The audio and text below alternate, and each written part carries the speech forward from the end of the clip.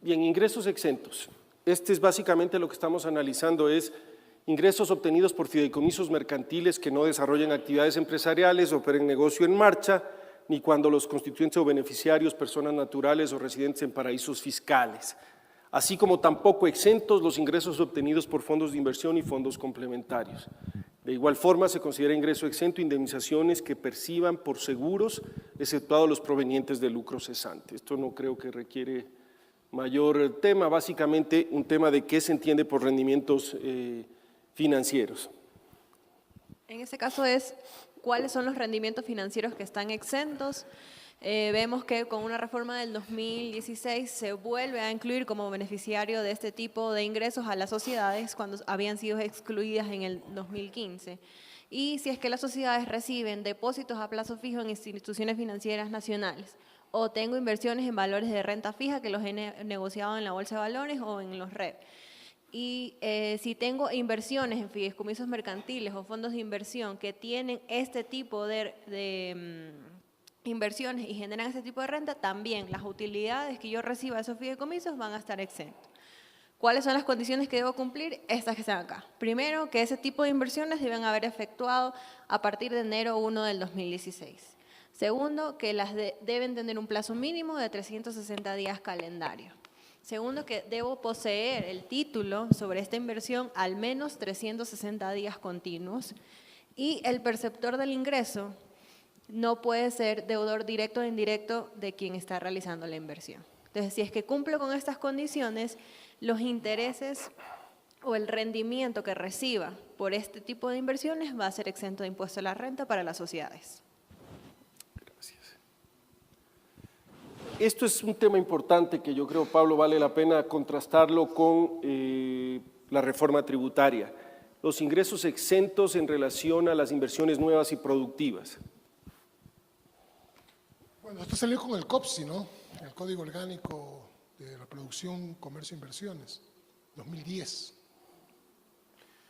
Y favorece las inversiones nuevas y productivas. Miren, recuerdo cuando hablábamos de los paraísos fiscales.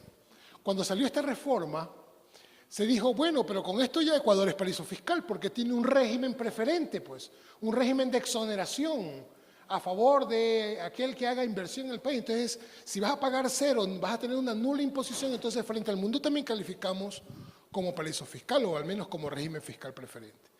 En realidad no, porque este es un régimen efectivamente, es un régimen preferente, hay que reconocerlo.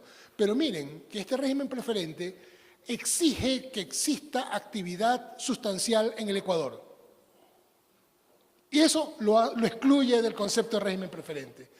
Porque una de las condiciones para hacer régimen preferente, recuerdan ustedes, era que la norma del régimen exija de que la actividad sustancial se desarrolle en esa jurisdicción. Ya, justamente eso es lo que exige Ecuador. Porque esa inversión nueva y productiva tiene que ser en determinados sectores, fuera de determinados cantones, es por un periodo de 5 años y aun cuando no exige que deba de suscribirse un contrato de inversión, sí exige de que se concrete en la adquisición de activos nuevos y productivos en la actividad en el Ecuador. Porque cuando dice que tienes que hacer la inversión en cualquier lugar menos Quito y Guayaquil, no le está diciendo hágala en Panamá, no le está diciendo hágala en Lima, le está diciendo hágala en Ecuador, excepto Quito y Guayaquil. Significa entonces que le está exigiendo, ese régimen le está exigiendo que la inversión se la realice dentro del territorio del Ecuador. Eso le excluye de cualquier consideración para que Ecuador sea tomado como régimen preferente esta exoneración. Y además que una de las definiciones, o uno de los elementos de la definición de inversión productiva es que incremente los puestos de trabajo. Entonces, eso quiere decir que efectivamente voy a contratar a trabajadores. Incluso, por ejemplo, si las nuevas inversiones quisieran suscribir contratos de inversión, que no es obligatorio para esta exención, pero si quisieran, incluso el Estado exige que contrates un mínimo número de trabajadores. Entonces, eso también reafirma en el concepto de que la ley exige que haya actividad económica sustancial. Bueno, esta aquí ya fue posterior, la de las industrias básicas.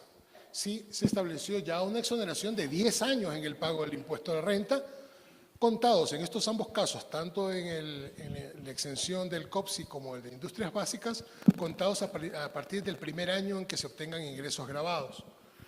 Esto de las industrias básicas está dirigido, en cambio, a otro tipo de industria, y es una industria pesada. Estamos hablando de fundición, siderúrgica, refinación, petroquímica, celulosa y construcción y reparación de embarcaciones navales. El beneficio también de 10 años está condicionado a realizar inversiones en el Ecuador. También lo excluye de la consideración de régimen fiscal preferente del Ecuador por esta disposición. Hay un régimen de beneficios, sí, y a nivel internacional eso es visto de buen agrado. Lo que no está siendo visto de buen agrado es que se den ventajas simplemente por existir, pero no por estar. Y eso es, el estar es lo que exige la norma internacional y ahora la norma local, que exista una verdadera actividad económica alrededor de ese régimen, que los estados son libres de establecer mecanismos de incentivo tributario, pero que sean incentivos tributarios reales, que vayan dirigidos a la generación de empleo, a la generación de empresa, no simplemente a hacer una estructura de papel y aprovechar un beneficio. Y en estos casos, cuando me haya acogido a la exoneración de los 5 o 10 años, a modo de una formalidad adicional, los contribuyentes van a tener que presentar el anexo de incentivos y beneficios tributarios, que es el anexo ABT, que lo denomina el SRI, y eso se presenta en mayo de cada año.